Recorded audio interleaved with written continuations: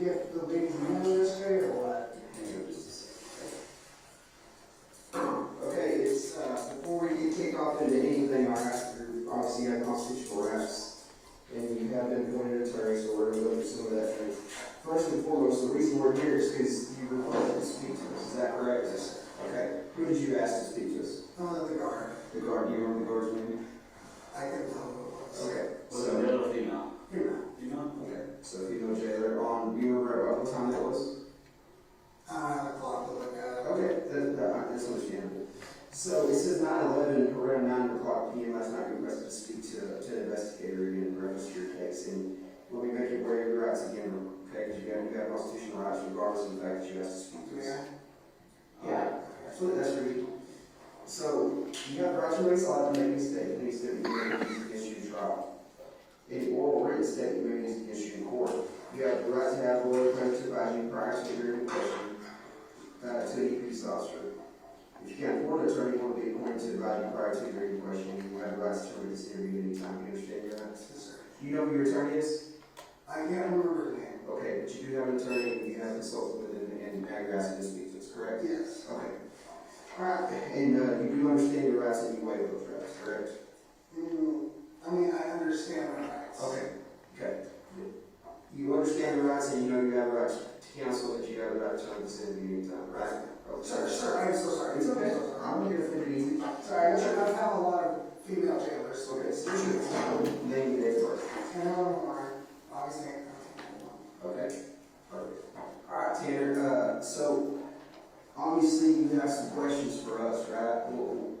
What's going on today? Yeah, I've been thinking about this for literally hours and I don't know.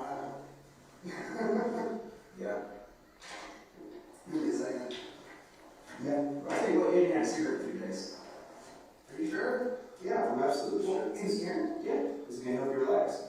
I mean, maybe, I guess. It just feels weird doing it inside. It's okay. I've done it numerous times. This is my home, so. Is that gonna help you relax? Okay. So what are you thinking about for hours? Use that water bottle as an extract and use this one to drink. No, you want to chug it. Just leave a little bit in there. What have you been thinking about for hours? So, I imagine you have basically a list of bullet points that you want to know from me, correct? Yep, absolutely. There's only one thing in this world that I want. What's that? I don't want a month. If you can't do that, I understand. You don't want what? I want a month. A month of what?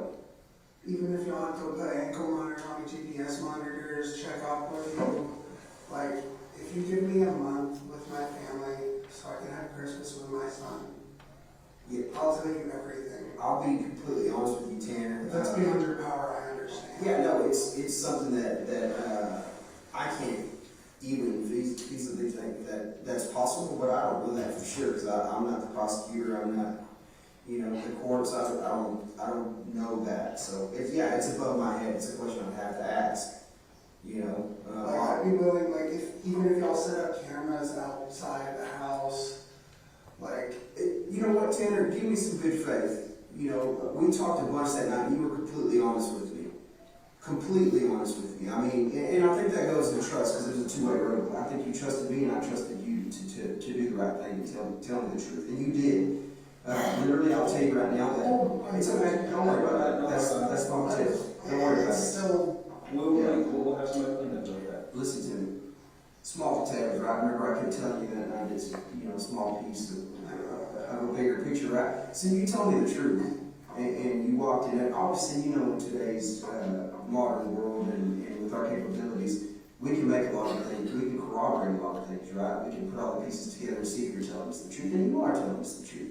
We've literally, we've got everything nailed down. You go into the store and you get the cleaning materials, all that. We know all those things, right? So a lot of the what has been answered. I think I told you that from the beginning, right? What happened has been answered. What path you took has been answered. Where you put her has been answered, right? That's the biggest thing for me. I think I told you from day one. It's like, just let me bring her home, right? I think that was the statement I made to you, and that was my sole intent. I just wanted to bring her home. And we got her home now. But a lot of the why this happened hasn't been answered. And I know that you want some good faith and some things that are beyond my power to do, but I think you got to give me some more good faith on why this happened. Why did this happen? Well, the thing is, I'm willing to tell everything, even if you have to make a list. I'll make video entries of every detail of everything. If you can somehow give me a month just to be with my family, that one last month, if you can talk to somebody, anything, that's all I want. I just want to be able to have one Christmas. I can't promise you anything. I know you can't promise that. I can't tell you that that's even possible, nor am I going to begin to give you any false illusions. Because I think from day one you asked, how many questions did you ask me there on the side of the road and I answered you truthfully? I didn't count. But how many times? You asked me several questions. Did I avoid your questions? No, sir. I answered you directly, correct? No, I appreciate you. Yeah, and I was truthful with you. About this. Well, what's a two-way road, Tanner? That two-way road means that what I expect of you, you should expect of me also.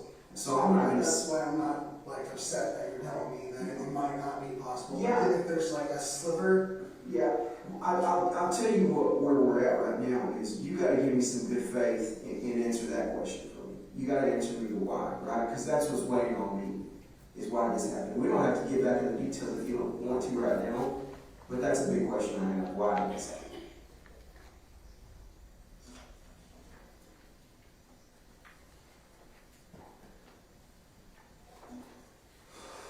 Sir, I want to answer everything you have to say. But the main motivation behind me wanting to talk to you is I literally just want to see my son. I understand I that. want to be there for him on Christmas. I want to give him that good Christmas feeling. I want to be able to leave Tanner, answer me videos this. that he can look back on. Absolutely. 100%. If I was in your shoes, I would want to do the same thing.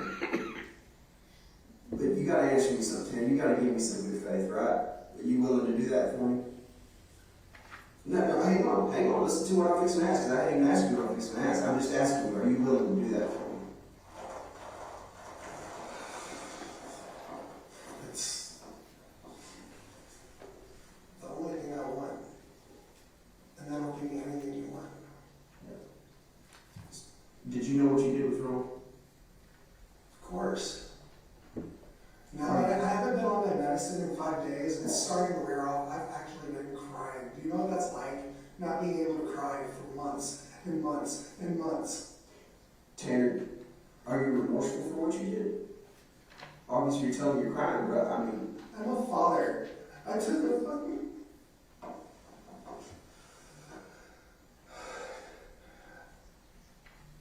I took away something from someone. I already have something here. Oh, that was gel, I guess. All I want is just to spend one last Christmas with my son, and I'll tell you everything. While I'm... Tanner, you got distracted and you didn't answer my question. I said, are you remorseful for what you did? I'm a father.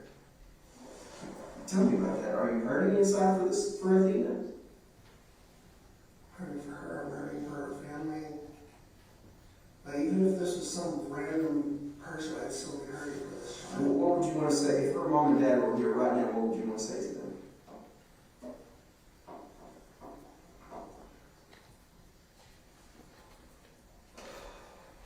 I thought the illegal list would answer your questions, by the way. What's that?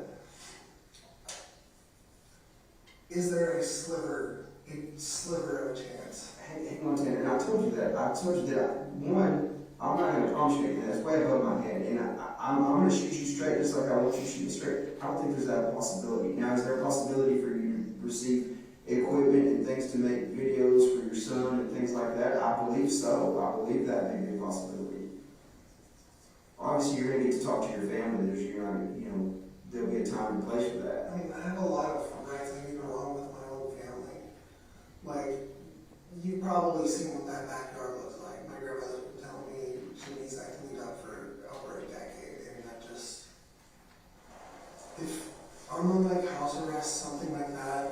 I'd be able to right those wrongs. If I was on house arrest, I'd be able to actually, give my son a Christmas.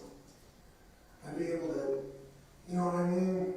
Tanner, where'd you come up with this idea? Is this your idea or just something you saw someone else or somebody tell you? Pray about it. Pray about it. God speak to you? And he said this is what you should ask for.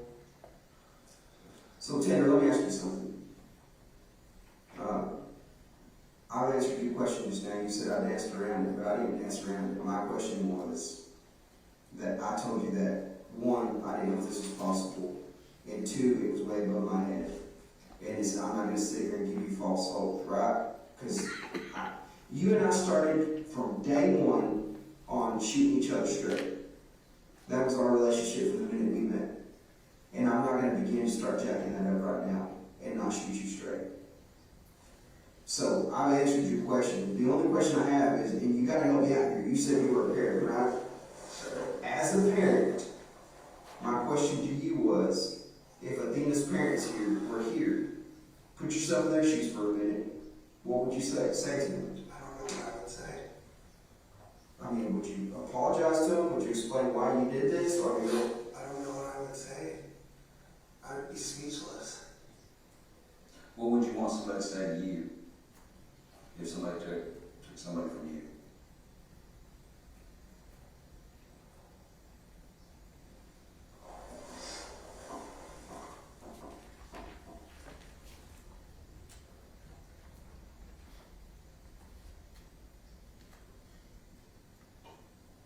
If you can make this happen for me somehow.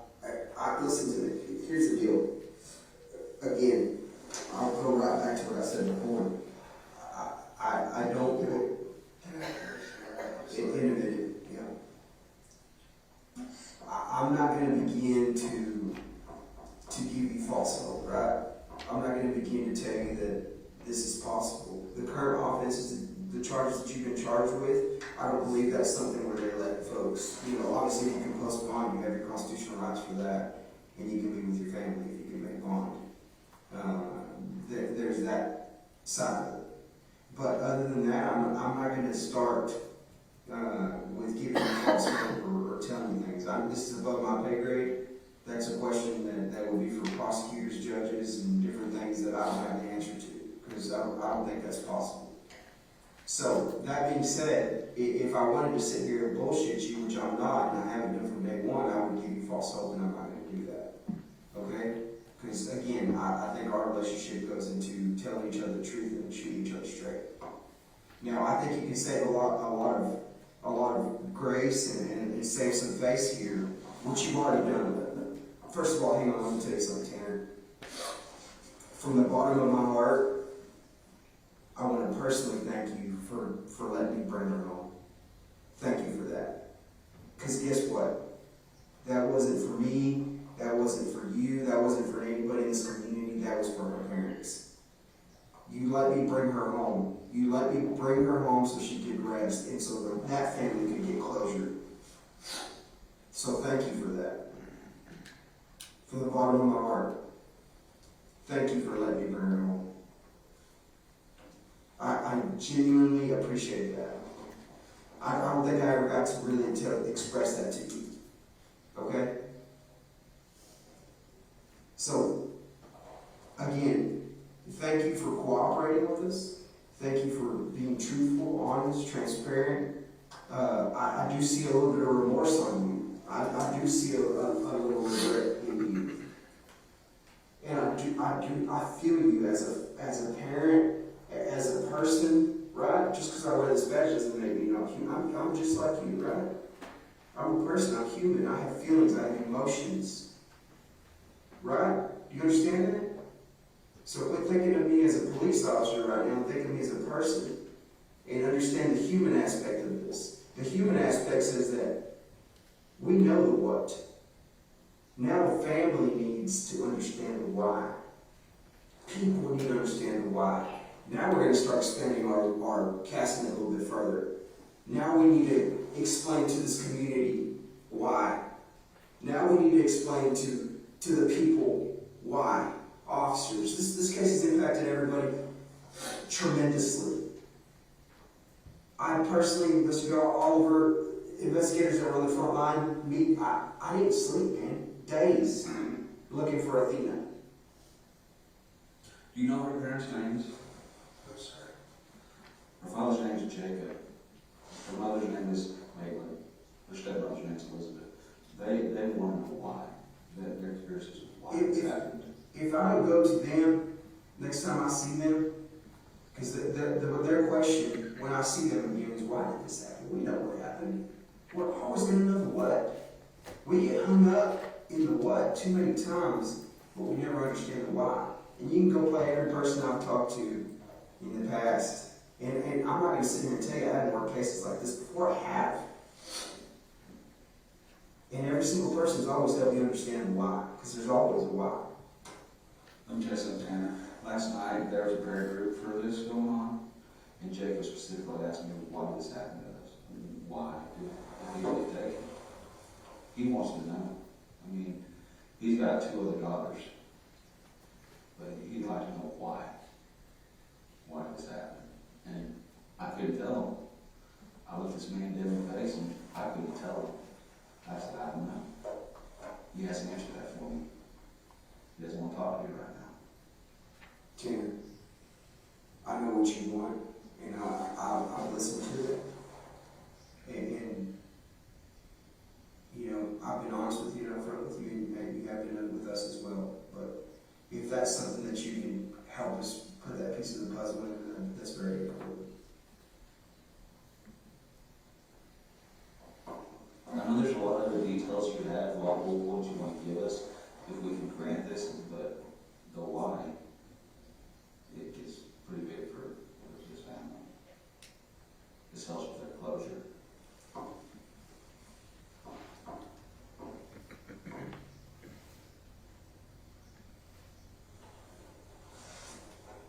Would you be able to talk to a judge? Yeah, you know what I'll do? I'll do is I'll convey what you've told me here today. I'll convey what you told me here today. I'll convey to the judge and to the prosecutors, and I'll convey to the department heads what your request is, right?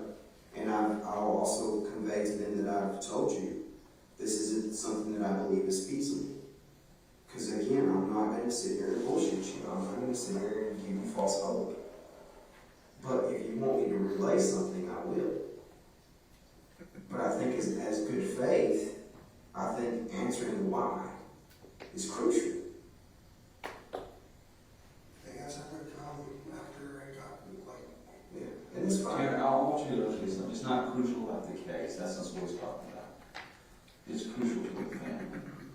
This is not about prosecution, not about putting you on trial. The why is crucial to the family. We need to, let me help you understand this again and walk you through. The what happened is done. We know what happened. You were held for what happened. You literally walked me step through step on when you took Athena, when you killed Athena, and where you put Athena, and what you did after you killed Athena. That's the what happened. What you did after, up until the day you came here. We know what happened because of you, because of your cooperation and your assistance and your willingness to let me bring her home. That is what happened. And those answers have been answered. So that's what I want to help you understand. Would you agree with me on that? yeah, I mean, I understand what you're saying. But just, can I speak for a minute? No.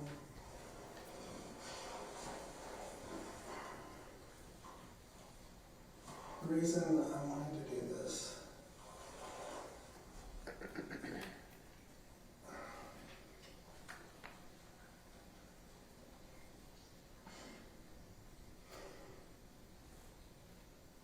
want to spend that one last Christmas.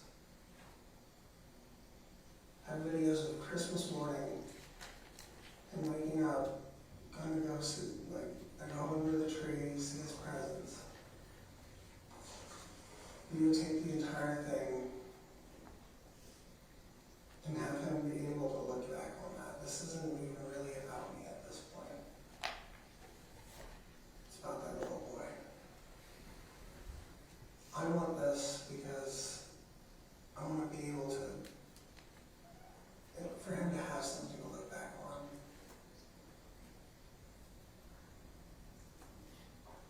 The reason I wanted to trade this is because if somehow by some million-and-one shot they were able to put me on a monitor, put cameras around the house, everything,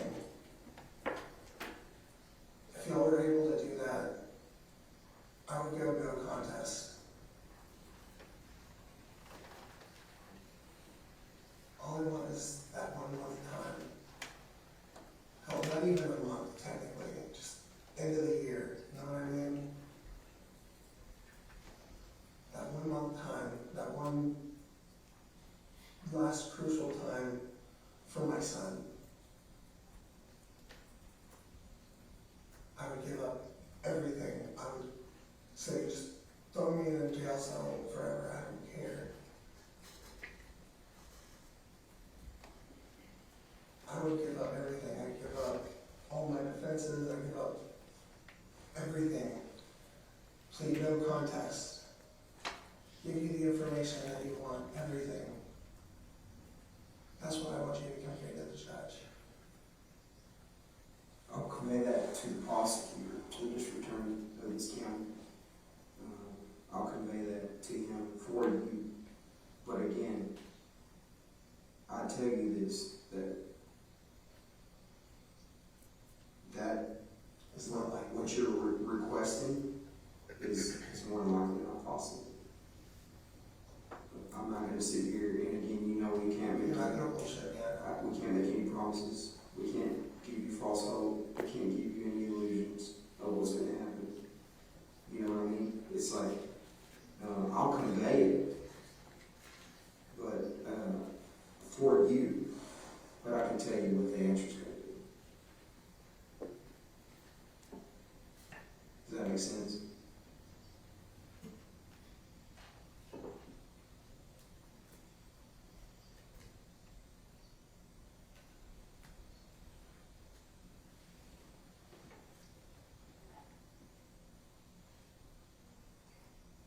I'm in your shoes. Thank you.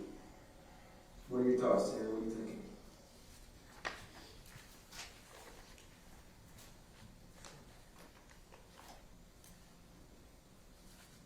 I guess I'll just wait on a response at this point. What do you want to say to this community? What do you want to say to the families? Is there anything you want to put out there to do? No one deserved any of this.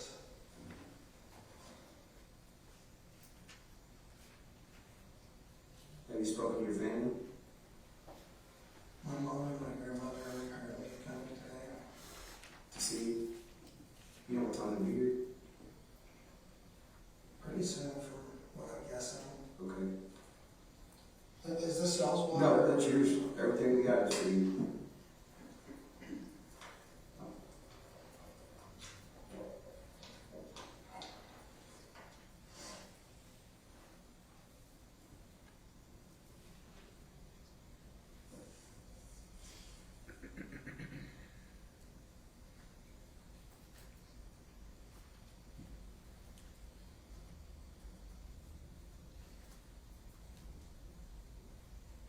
Either way, that's The- basically my price. And then, Yeah, if so let me kind of reiterate some things. For me, right, when you do that for me, so, yeah, I'm just going to, a couple of things, some of the things that I want to kind of talk to you about.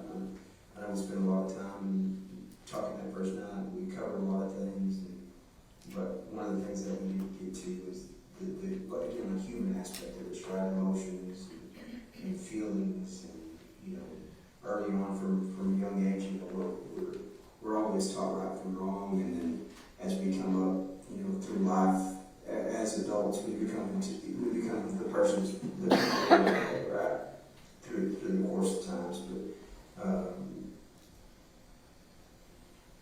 I'm obviously, one of the main things that I asked you that night, and it's just something that has concern for me, is has anything like this ever happened before? No, sir. Nothing like this has ever happened. Ever. You've never killed anyone else. No, sir. This is the first person you've ever killed. Nothing like this has ever happened before.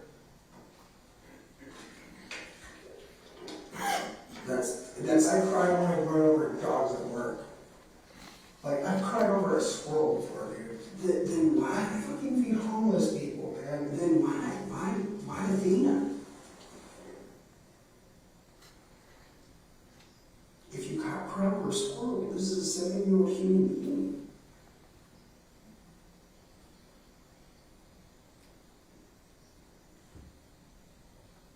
It wasn't me. Now that I haven't been on my medication, I haven't heard from Zero in like 2 days.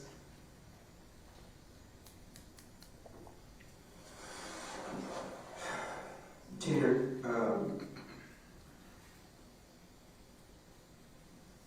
I know you're being a little evasive right now to me about some of the things, rightfully so, right? This is your meeting. You call this meeting. You want to speak to me, and I know that you want to put it on your terms, right? But I do ask that you show me the respect that I'm showing you, because this is a two-way street. Honestly, by all accounts, if you hadn't reached out to me today or last night, we probably would have spoken again for a long time. I wouldn't have had the opportunity to sit before you for a long time. It would have been a while. So what I'm trying to do here is not only primarily fill those voids for the family, first and foremost. Feel that void, feel that emptiness, feel that why for them. Because it's not about me, it's not about you, it's about them. It's not, again, I'll reiterate that. It's about that family, it's about that closure, it's about what you would want as a parent. Right? Closure. That's why I'm asking you those questions. That's why I asked that why. Again, I'm not going to sit here and I pretend. told you the why the first night, though. Which is what? Come back and watch the videos. Y'all have access. I told you why it happened. So the whole reason we took her is because you bumped her with the truck. And knocked her down with the truck. And then you just spiraled out of control from there. I sat on my hands at that point. So if you had never bumped her with that truck, this would have never happened. Nothing would have happened. I'd be at work right now. I'd be at work, saving up for Chester's Christmas, getting everything ready, just trying to get us into an apartment. I was this close. I finally got a new car.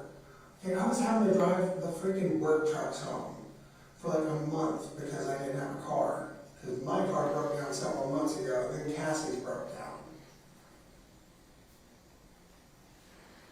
Like, life was getting really bad. The stress was getting too much. I'm not a violent person. I'm not a bad person. I've never been a bad person. Would you say for the majority of your life you've done the right thing? I've always done the right thing.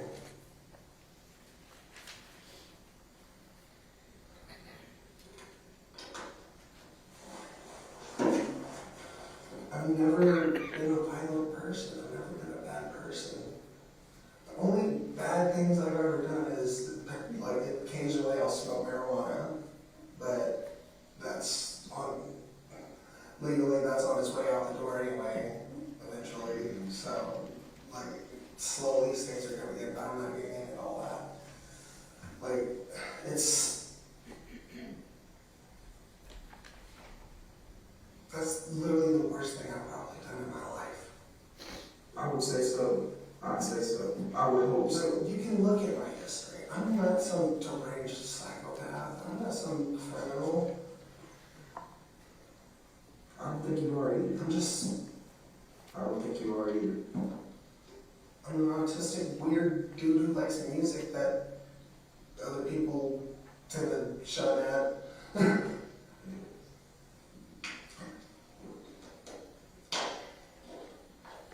Well, Musician. Dude, I was in a Christian punk band at one point.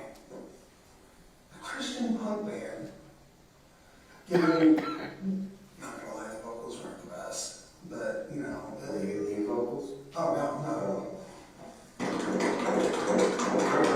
Oh yeah. If I were to jump on a kid, your jaw would probably drop. Yeah, it sounds like it just before you put your hands on your knee just now. That's Yeah. pretty impressive. Yeah, I worked years mastering my craft, and at this point, I write my own music. You know, I've written my own music, but I haven't really. Like, I had lyrics and everything, but I never really got to. You know what I mean? Yeah. Put it out. Yeah. I mean, smart, freaking talented musician. You work for a living, being a productive member of society. Yeah. So you can see where that why, and you've answered the why. If you're telling me, you know, if you'd never bumped Athena with that truck, she would have never died. That's the why, right? That's some of the why. You paid, by all accounts, on your statement, the first night was that if you were scared, you know, that you were going to get put away for vehicular assault and go to jail, so you panicked and took her in the truck. And then at that These point, are all things that have been covered. I know, I'm just saying, that's the why, right? She died because she was in the wrong place at the wrong time. Essentially. Please have another cigarette.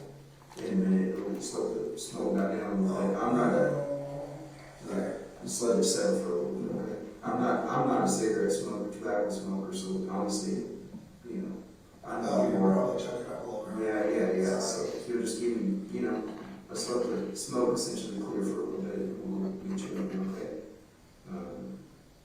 Again, I know that The you're, fact that that little girl's dead breaks my fucking heart, dude. Like, I'm personally, I'm glad to hear that. Because if you do show some type of emotion, right? If you do have some type of remorse, that goes a long way, right? As opposed to just a cold-blooded killer monster. if I was a cold-blooded killer, I would have been killing people for years. You know what I mean? Like, I have a conscience. I have feelings. I'm just a person. It was a decision that was made at the, you know, you panicked. It wasn't my decision. I wanted to let her go. There's other jobs out there. He didn't want to let her go. Now I haven't even heard from him in 2 days.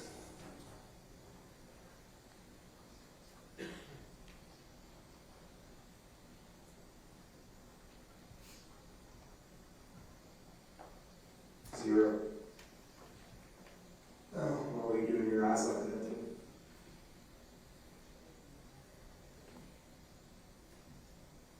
Can you do some research on something for me? Sure. Can you look up some of the potential negative psychoactive effects of potentially Prozac?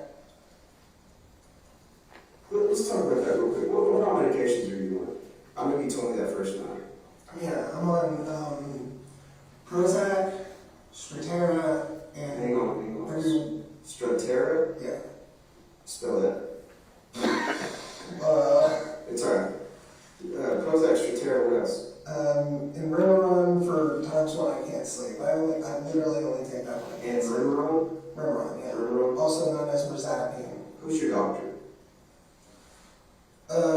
Foreign dude that works at MHMR Penn Square. Do you remember his name? Again, foreign dude, I have no idea how to pronounce Penn it. Square? Yeah, Penn Where's Square. Penn Square at? It's a MHMR clinic in Fort Worth. You mentioned my clinic before. Can you write that down?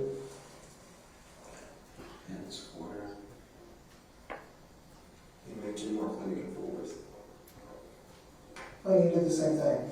What's up? At the same time? Yeah. That's a habit of mine. I got caught this week.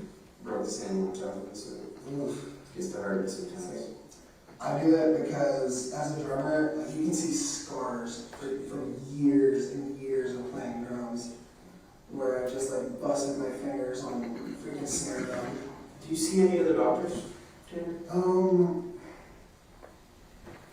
For him, it's weird because when I started getting back on my medication, about 7, 8 months ago, I'm guessing, like what ended up happening was I was going through like a suicidal episode, right?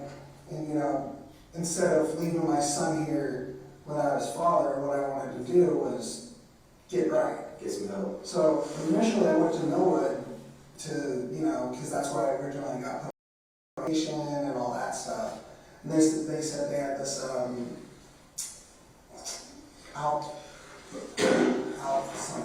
outpatient thing called eye care.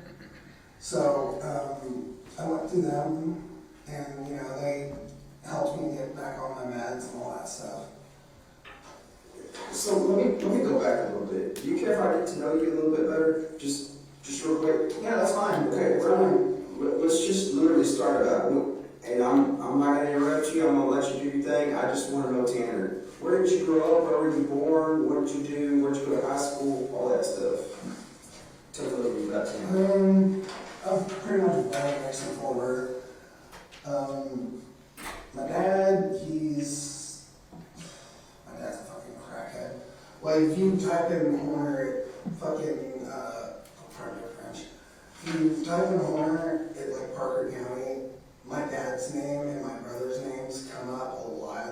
Okay. You know, I try to disassociate from them because... What's your dad's name?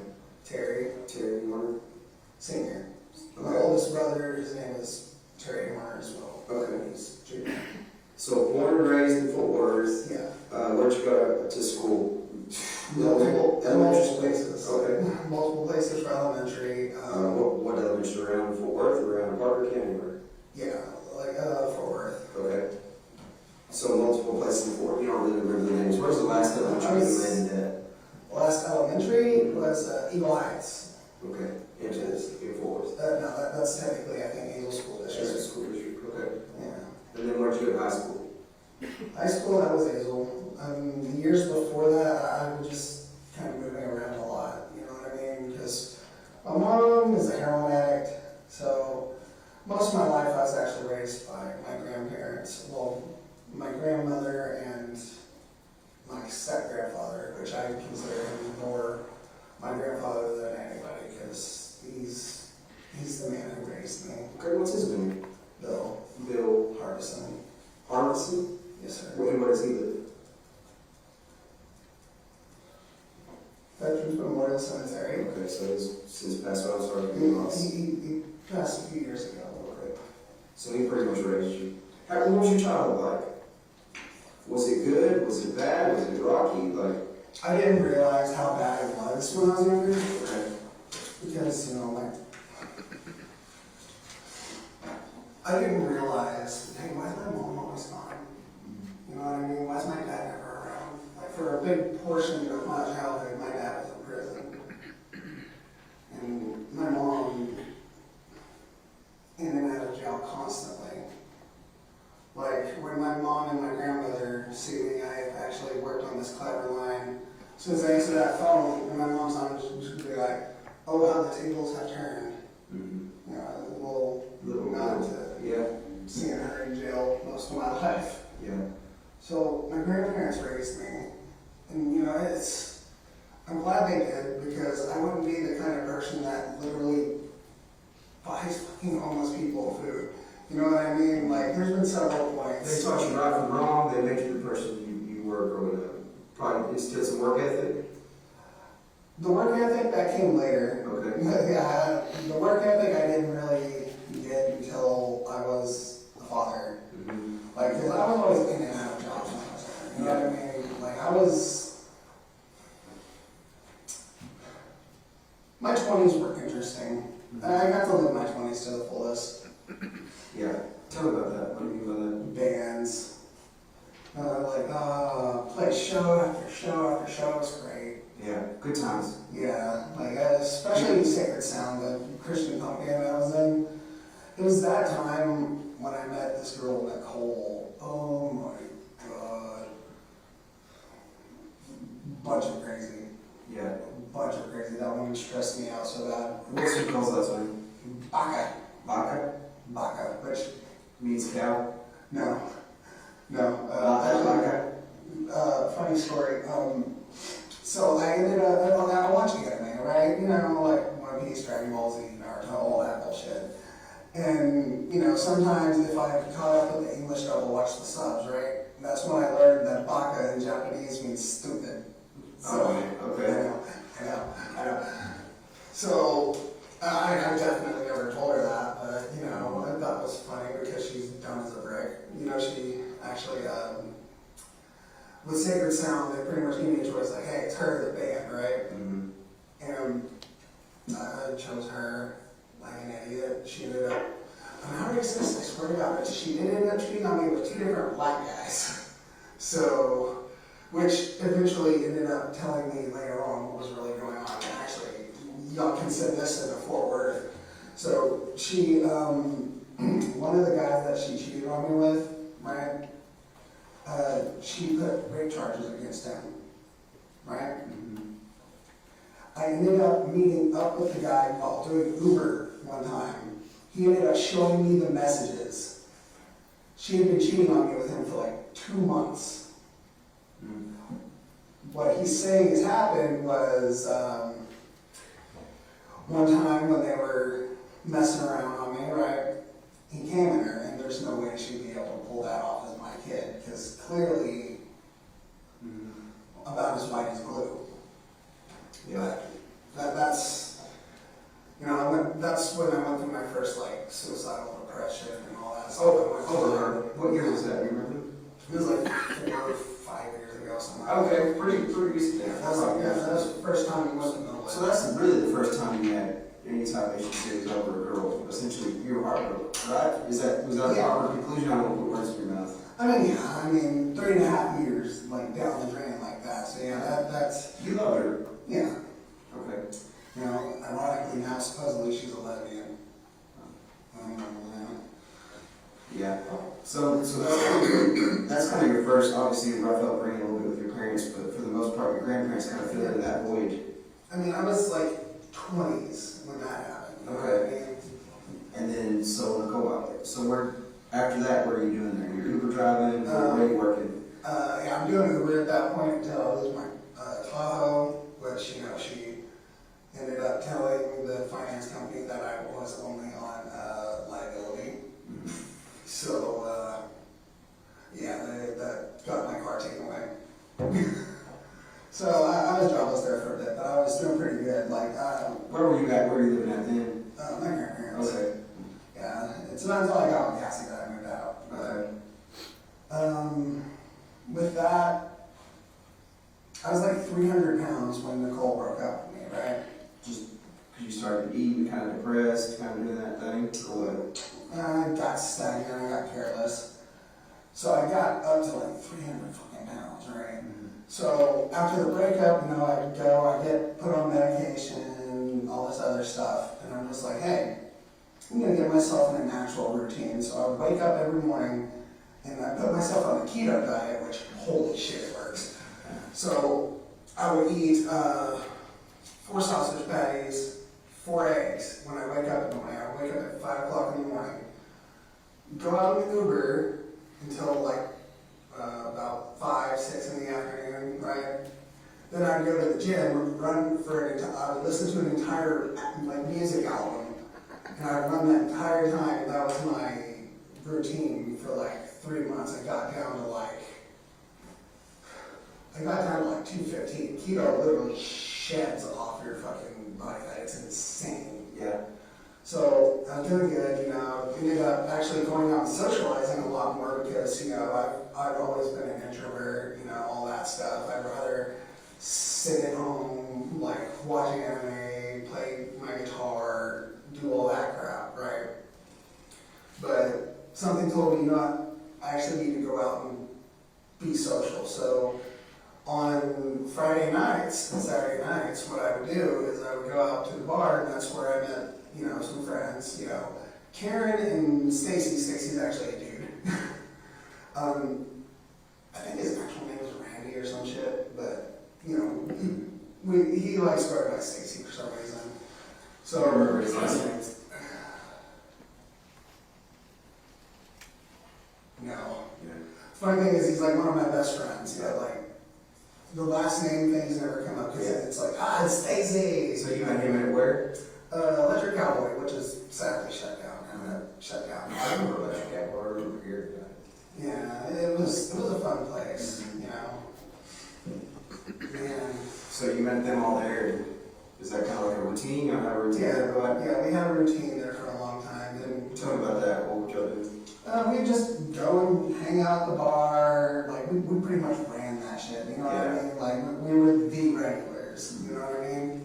So we'd all just hang out, do our thing, you know, and that's when, you know, I lost my car and all that shit, so I ended up needing work, so I started working with my cousin Bert and my dad.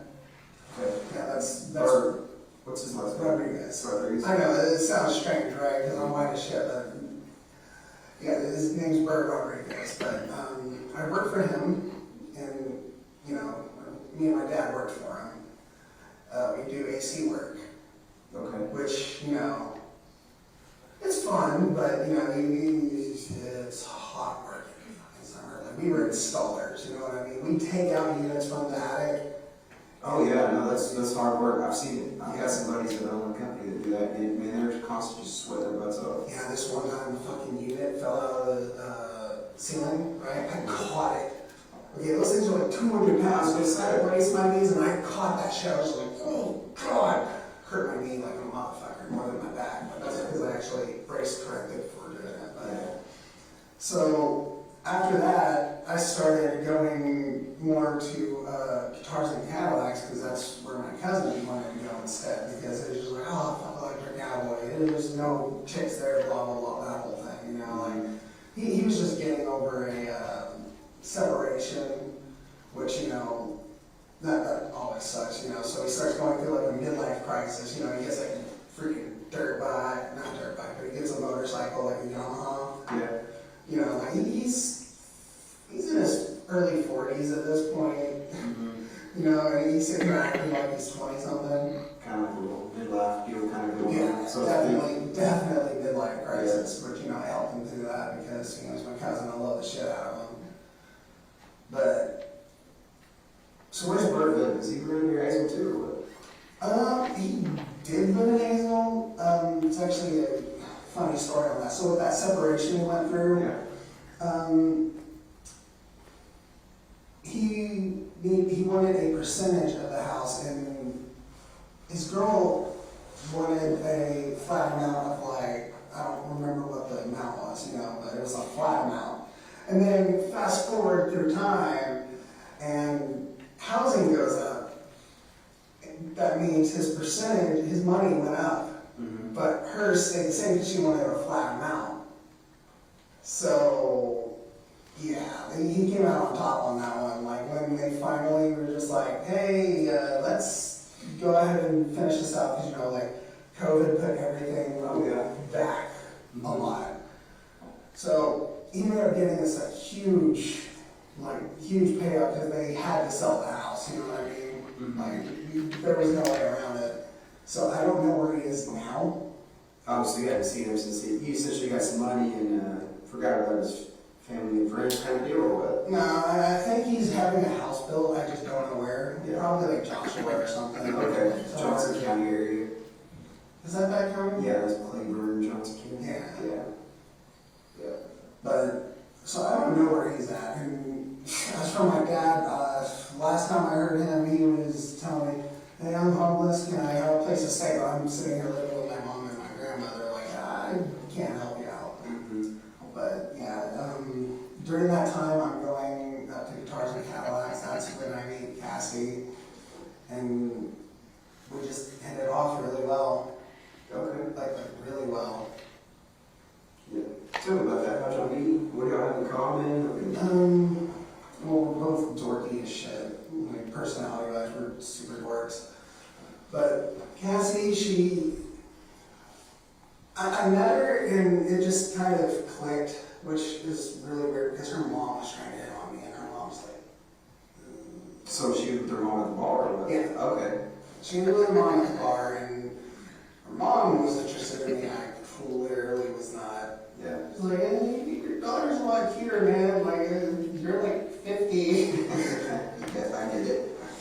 Yep. So, Y'all exchange numbers? How's that going? actually, I didn't talk to her for 2 weeks. Yeah. She legit thought I was gay because I ghosted her like that. Oh, really? Yeah, that. I had a bad problem with like ghosting girls because like I'd always get to that point like we're flirting, like all this other shit, you know, like sometimes we'd sleep together, all that shit, but then like afterwards I'm just like shit, I don't know where to go from here. So, you know. Yeah. So tell me a little about that. How long what year did y'all start dating?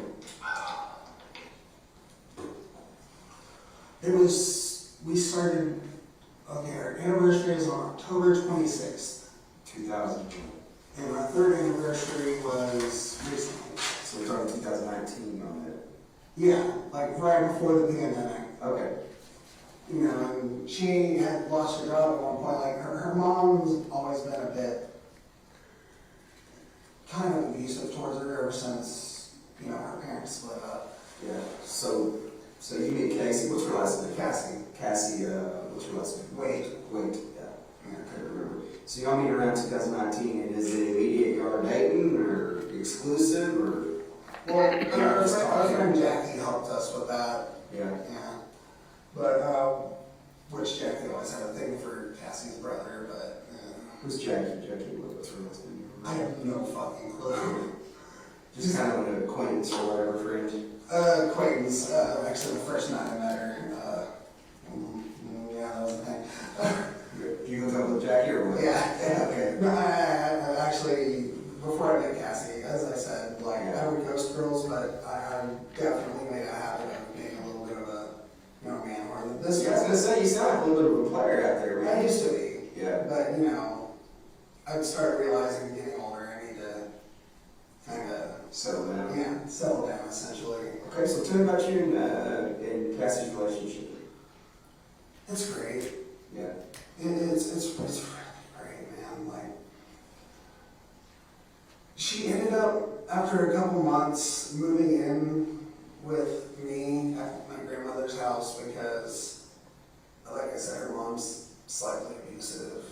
So she ended up moving over with me, and you know, we ended up getting jobs, all that stuff. But then, you know, Cassie lost her job. I don't remember what job it was or what happened, but she ended up getting those, you know. You don't remember where she worked though? No. Okay. She's had several jobs. She ended up getting like those stimulus checks in, right? So after a little bit of getting those stimulus checks in, we was like, hey, let's go get an apartment. I'm buying a car for my friend Chris, and, you know, we get an apartment out in Arlington. It's the same apartment complex as our friend Jay, so, you know, we at least know some people out there.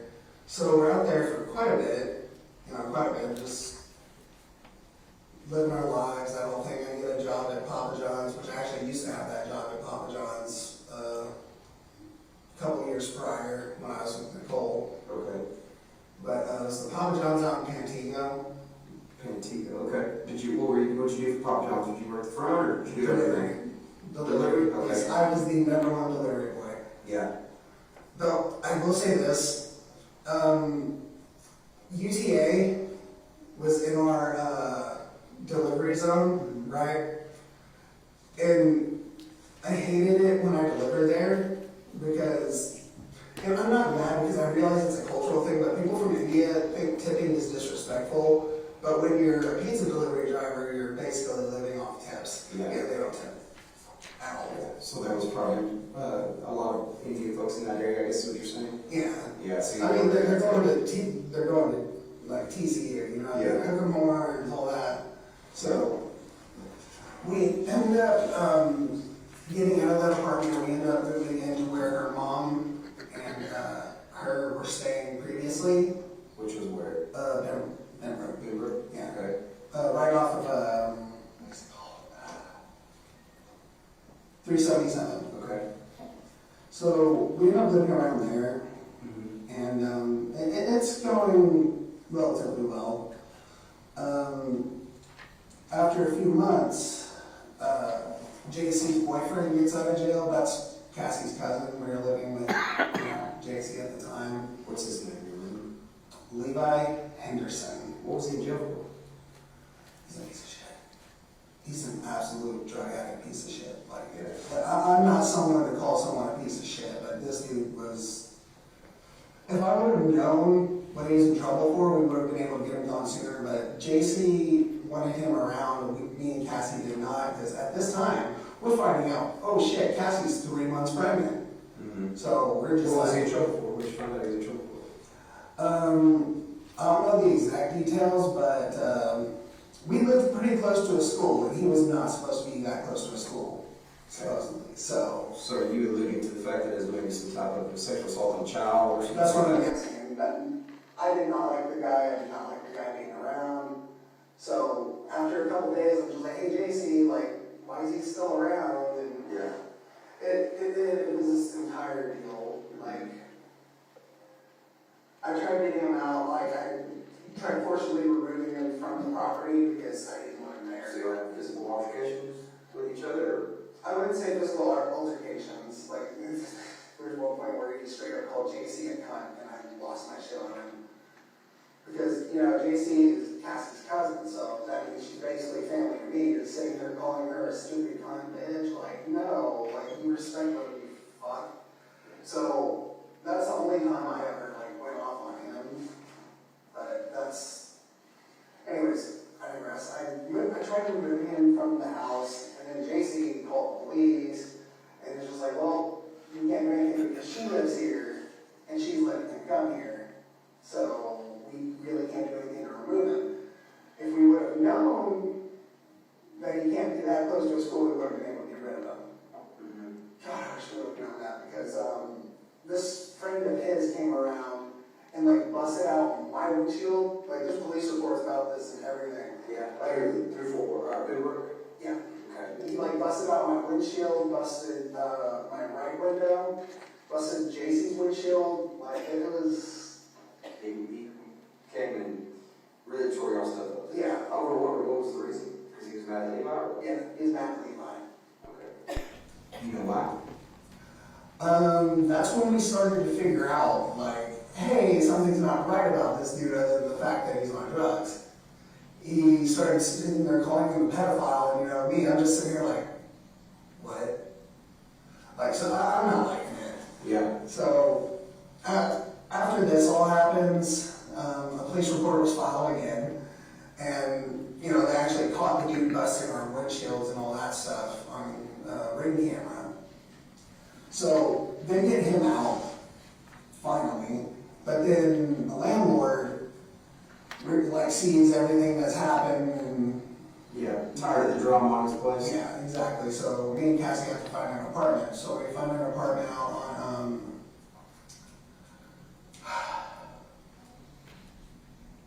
Brian Irvin? Yeah, Brian Irvin over by, I'm trying to remember. It's over by the Sam's Club on the border, all that stuff. You remember the name of the complex? Just trying to get an idea where it's at. Well, they changed the name of it. Yeah. They got bought out by another company. We were doing the Texas Rent Relief thing, and Yeah. by the time the Texas Rent Relief check came in, they changed companies. They got bought out and all that stuff. So they had to send another check, but it all happened too late, so we got evicted. Yeah. So when we got evicted from there, our son was born. He was already born at this point. He's a couple months old. What year was that? It was 2021? Yeah. You're still one, right? Yeah. So when was your son exactly born? February 2nd at 6:14. Okay. Yeah. What year though? I didn't mean February, I meant July. July? Yes, sir. July 2nd, 2021? Yeah, he was born at 6:14. at 6 pounds, 14 ounces. I will Oh, wow. never forget that. What, and what'd you name him? What's his full name? Chester Thomas Lindmore. The Chester comes from Chester Bennington, the deceased singer of Linkin Park. Okay. And then what about his middle name? The Thomas comes from her brother. The Lynn comes from both her grandfather and you? yeah, and me. Okay. But So he's got some meaning behind his, yeah, got some soul behind his names, huh? yeah. Yeah. His sorry, can I? Yeah. So Cassie, bless her heart, like the months leading up to Chester being born, we were both working at what's it called? Australian themed Outback Steakhouse. Okay. Yeah. Which that's off of 377. Okay. What were you doing for them? I was a dishwasher, she was a server, and she was pregnant and a server, so Yeah. she was making more money than me, and I was making like 15 an hour. She's probably making a lot of money when she's pregnant. But, Yeah, exactly. I see somebody that's pregnant, I'm always going to tip extra. Yeah, I know, that's such a guilt trip, but at the same time, it's just like, shit, she needs the help. Yeah, absolutely. But bless her heart, man, up until the week she was giving birth, she was working doubles. Man, I don't know how the hell she was doing it, man. That's grit and character. I know it. Yeah. I fucking love that girl. Like, Yeah. That just shows her, her character. So. But after her son was born, postpartum hit really bad. And, Where was she? What hospital? Hewley, I think it's Burleson or Crowley, but it's like right off of 35. Yeah. Right there in that little corridor. Yeah. Yeah. So then, you said postpartum hit? And postpartum hit, she got really, depressed, all that, which, What were y'all in that then? that we were still at the apartment at that time. Okay. For a few months, and then, after a while, we moved over to her grandparents' house when we got evicted from there, which... Her grandparents' house? Yeah. Remind me of her grandparents. You mentioned their names earlier. I didn't mention her grandparents. So you mentioned your grandparents. I'm sorry. What was her grandparents' names? Lynn and Patsy. Lynn and Patsy. Yeah. And where do they live? Burleson. And it's Wade also? No. No? What's their last name? Wade is on her dad's side. Okay. This is her mom's side. You remember their last name? It's alright. You got so many names in your head. Boulanger. I don't know, it's French. It's pronounced Boulanger, but like... Yeah.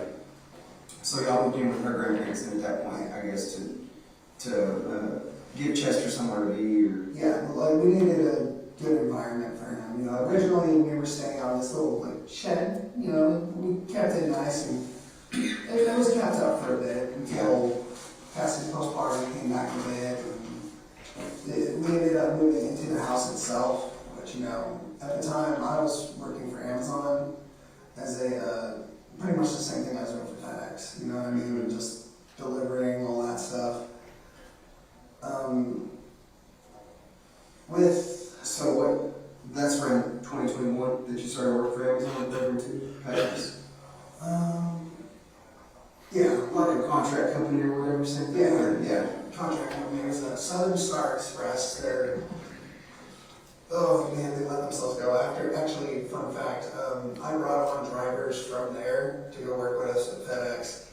Just guys you knew from the... Well, technically, I brought on one person, that was my friend Savannah, and then she brought on her boyfriend, and then ironically, like a month ago, someone that worked at Southern Star started working for the company that we work for, and I was just like, oh, hey, did Savannah bring you on? She was like, no, I just applied. Yeah. So it was So like, I brought everybody over.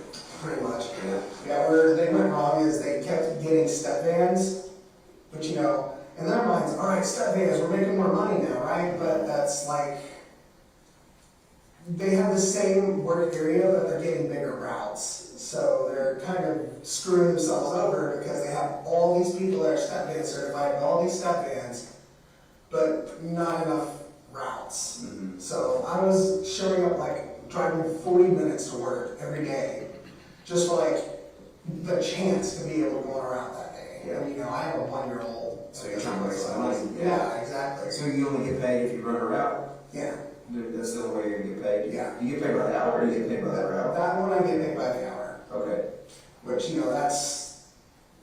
that's no way to live if you're trying to sit here and make a freaking home for your family. Mm-hmm. So, at the time I was back on keto because when COVID hit, I stopped keto and all that, I gained weight.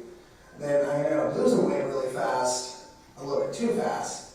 So one morning I woke up, I stood up too fast, and I just lost consciousness because you're not supposed to lose 60 pounds in 3 months. Oh yeah, it's unhealthy, yeah. Yeah, no, that's not good. So I hit the ground really hard, hit the back of my head, and I ended up going into a seizure. And I ended up calling in that day, and I told them why. I'm just like, okay, well you're gonna be on a 3-month leave. She's like, wow, this isn't really changing much because I'm already showing up 40 minutes to work and not being able to work. Yeah. So I ended up looking for jobs elsewhere. And since I got my step ed certification while I was there, I'm DOT certified. So I ended up going to FedEx from there. Okay. Where'd you apply for FedEx at? I think it was Indeed. Okay. So essentially a third party internet. Yeah. Yeah. Yeah, third party internet. Ended up working for these people. When did you start with them? February. February? Okay, so February this year? Yeah. Okay. And what routes did you have when you started with them? What routes? Yeah, or what area did you work for? Hazel. Okay. Hazel, which, was welcome for me because I know Hazel like the back of my hand, dude. Like, I went to Hazel High School. Mm-hmm. So, I would work from Reno Road. Wait, hold up. I'd go down 730 a little bit, Reno Road, and then I'd work my way out till I got to the center of Springtown. And that was my route for a few months, and then I had kind of a mental breakdown, and that's when I kind of got put on my meds again. What was the cause of the mental breakdown? What was the cause of you being depressed, upset, whatever? Inadequacy. I wasn't able to provide for my family. I couldn't get Cassie to do anything because she was in this really bad state of depression. It was just all kind of building up over a few months while I was working at FedEx. And one day I only got 5 deliveries done in an hour. I couldn't find anything on the truck. I couldn't find where anything was. I was stressing out over it. So I started getting really, really, really suicidal. And it just, from that point, it was getting really bad. I ended up having to leave work early and have Cassie go take me to Millwood, and that's when they told me about their, what's it called? Their outpatient program. Yeah. So essentially, observing you, medicating you, kind of helping you kind of cope with some of the stress that you got going on. Is that my understanding? On the outpatient treatment? Yeah, and that's about the time. Hold up.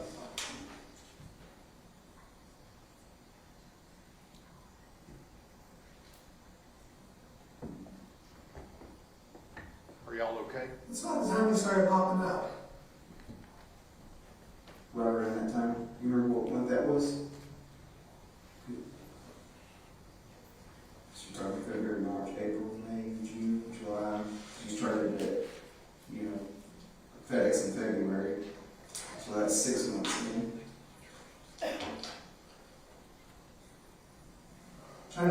Give me a second, I'm trying to think of timelines. Do you remember when you went to Millwood? It's after about 3 months, I think.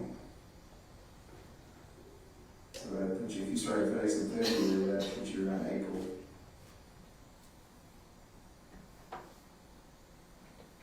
Yeah, about that. It's around that time. Okay. So April timeframe is kind of when you first, tell me about that one. How did that happen? It just kind of, What do you mean? Like, you said that's when you first started coming in? Or you first started seeing zero, is that what you're referring to? Well, not seeing, Or like hearing, or? it started off as like almost like a little devil on my shoulder kind of thing, you know what I mean?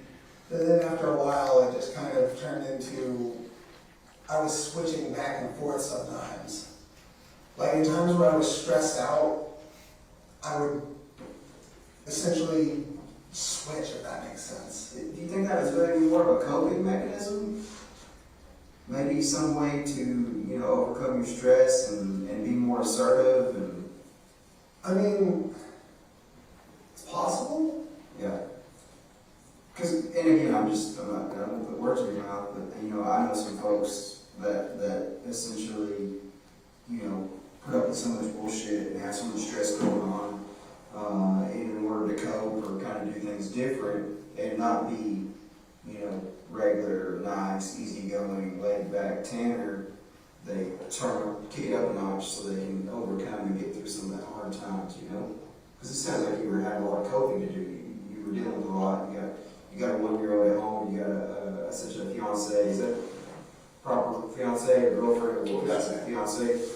A fiance at home that's not working and she's dealing with some postpartum stuff. And you're the sole provider. You by all accounts don't have your own home.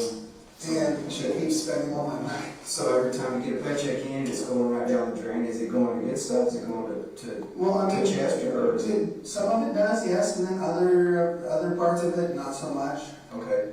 So then here we are sitting in April. You go to Billwood. You do the outpatient treatment. Tell me about where do you go from there?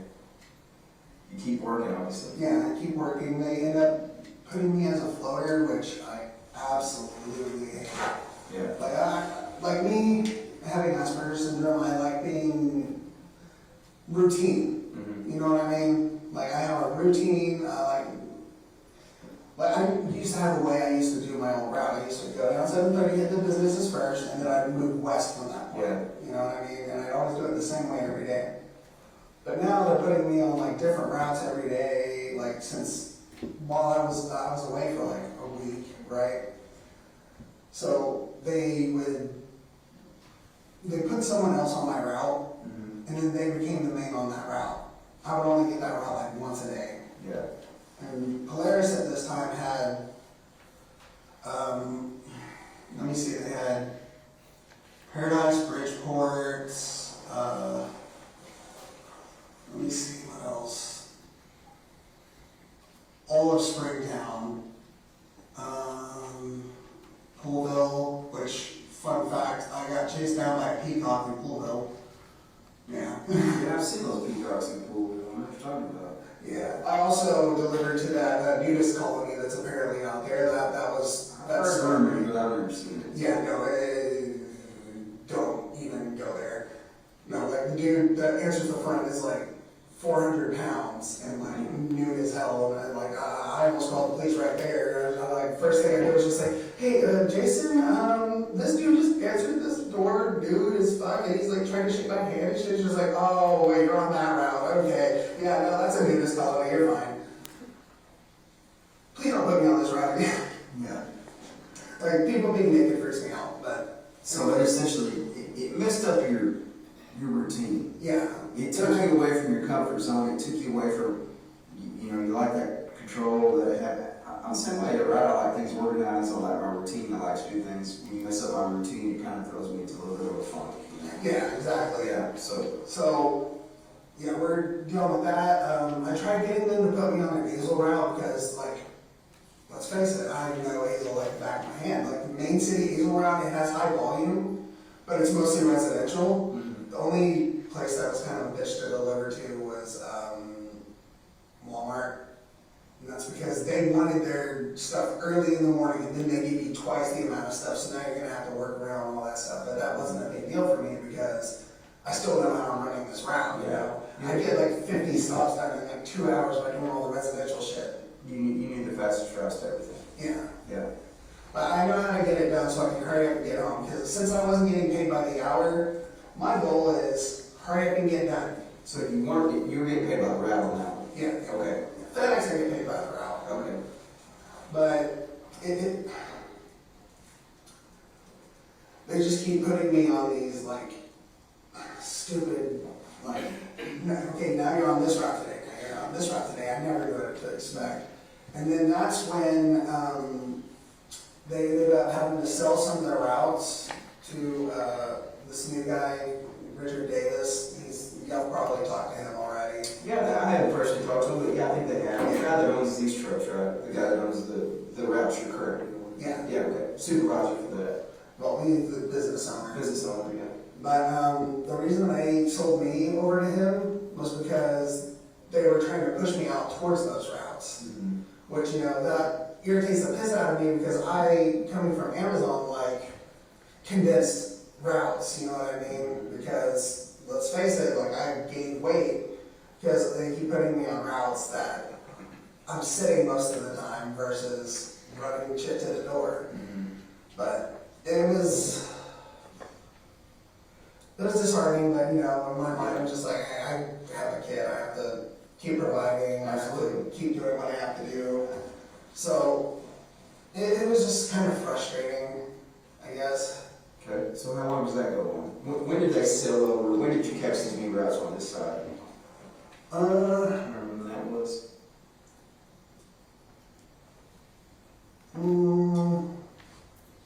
I don't know. I actually don't know. A few months? A few months. Not too terribly long. Yeah. So, now you got these new routes, you got this new business, how are you doing at that time? What's your...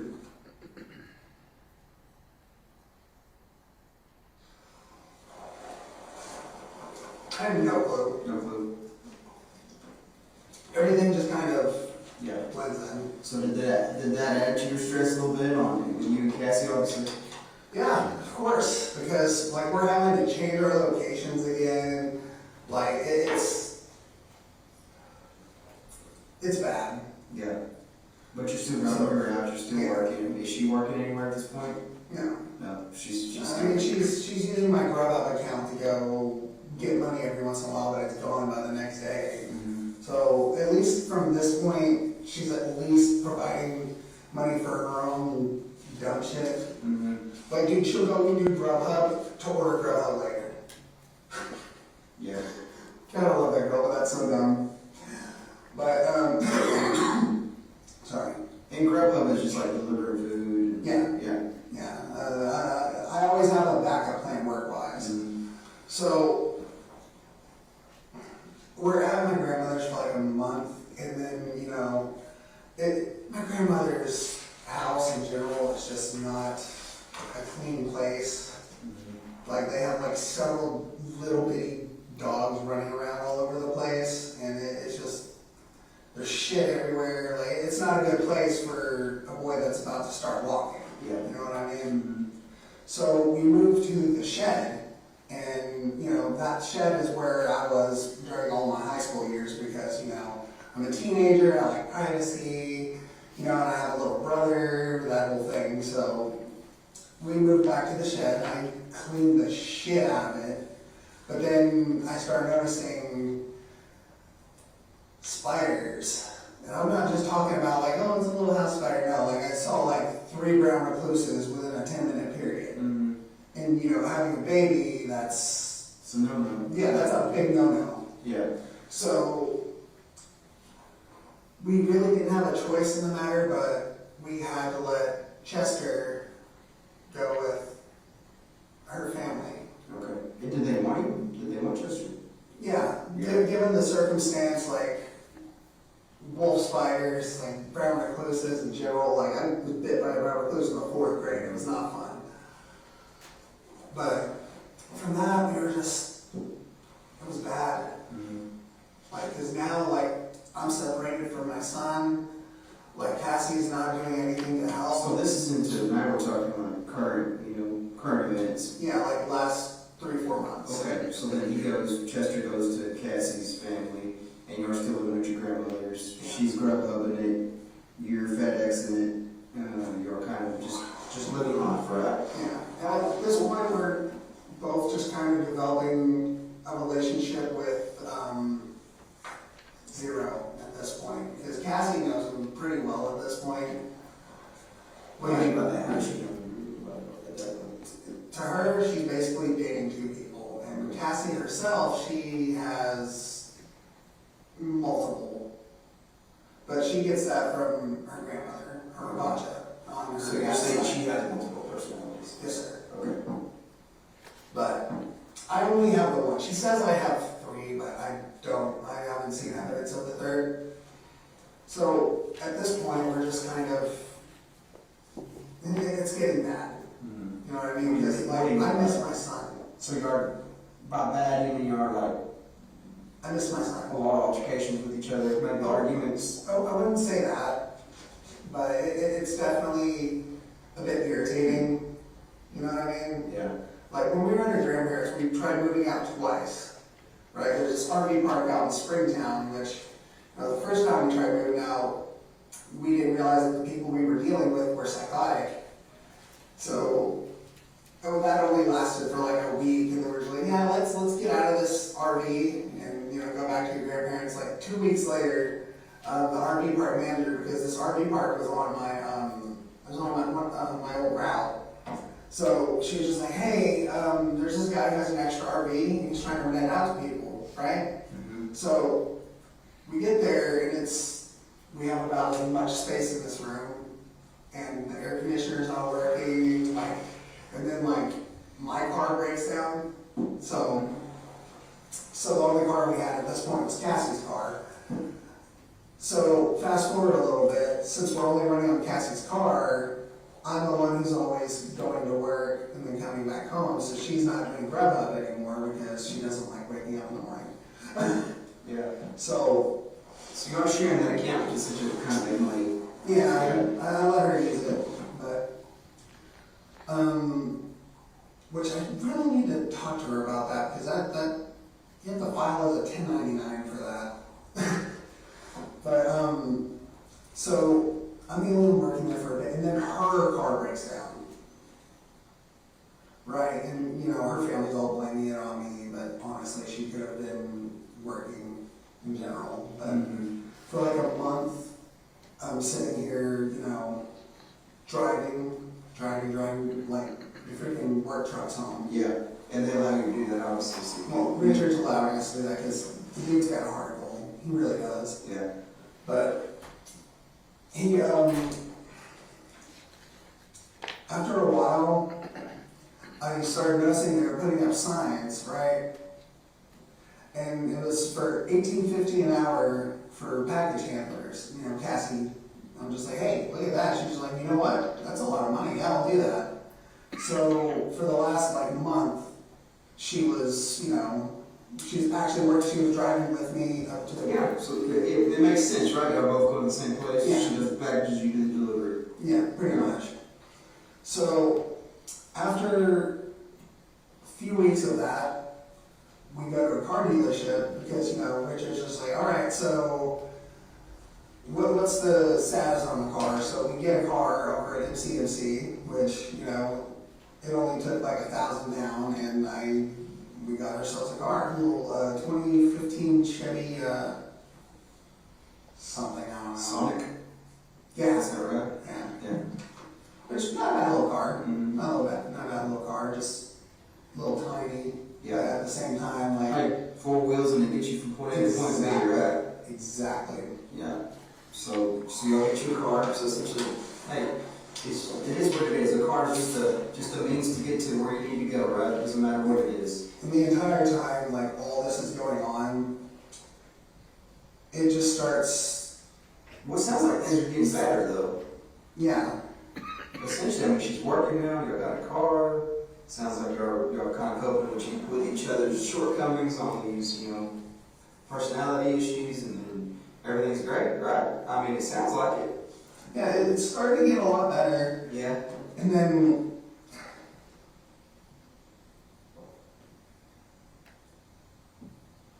the last 4 months though, Zero becomes a little bit more prominent. He starts, ever since, I want to say about 2 months before we moved out of our grandparents' house, becomes a lot more prevalent. He's, Describe that to me. What do you mean by that? like he's coming out more, he's taking over a lot more, which at the time I really didn't mind because a lot of the times I'm just sitting here like bored as hell, like driving these long ass routes for like, sometimes it's like 15 minutes in between one stop and another, you know what I mean? It gets tedious. So I didn't mind him coming out a little bit more. Plus, like, dude gets trained. Like, I listen to a lot of metal and all that stuff, like, his technique's different. I don't know how to describe it. But,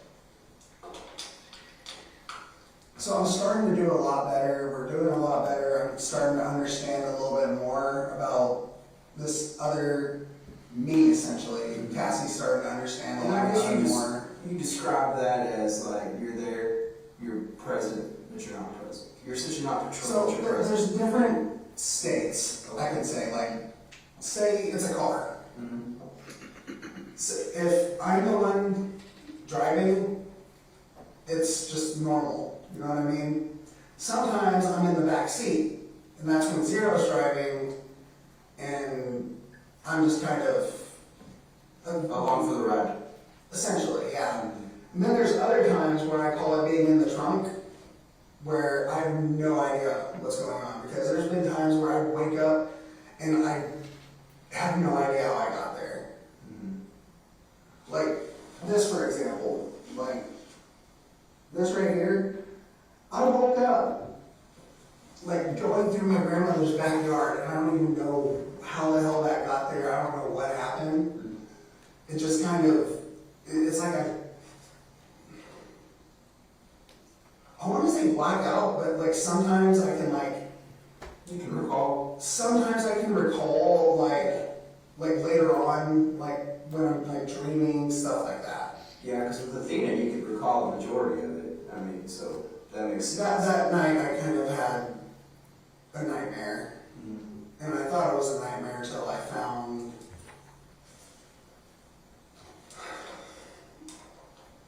the pants in my backpack.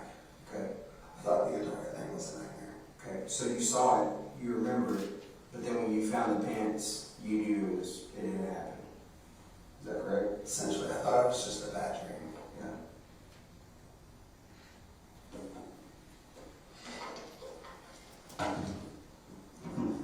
Like I haven't been able to wash my hands in days. I haven't even taken a shower in 4 days, man. Like,